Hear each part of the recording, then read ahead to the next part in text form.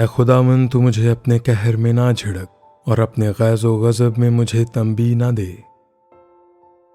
ए खुदावंद, मुझ पर रहम कर, क्योंकि मैं पजमुर्दा हो गया हूँ। ए खुदावंद, मुझे शिफा दे, क्योंकि मेरी हड्डियों में बेकरारी है। मेरी जान भी नहायत बेकरार है। और तू ए खुदावंद कब तक?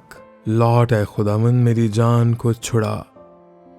अपनी शफकत की खातिर मुझे बचा ले, क्योंकि मौत के बाद तेरी याद नहीं होती। कब्र में कौन तेरी शुक्रगुजारी करेगा? मैं कराहते कराहते थक गया। मैं अपना पलंग आंसुओं से भिगोता हूँ। हर रात मेरा बिस्तर तैरता है। मेरी आंख गम के मारे बैठी जाती है और मेरे सब मुखालफों के सबब से धुंधलाने लगी। ऐ सब बदकिरदारो, मेरे पास से दूर हो, क्योंकि खुदावंद ने मेरे रोने की आवाज सुन ली है। खुदावंद ने मेरी मिन्नत सुन ली। खुदावंद मेरी दुआ कबूल करेगा।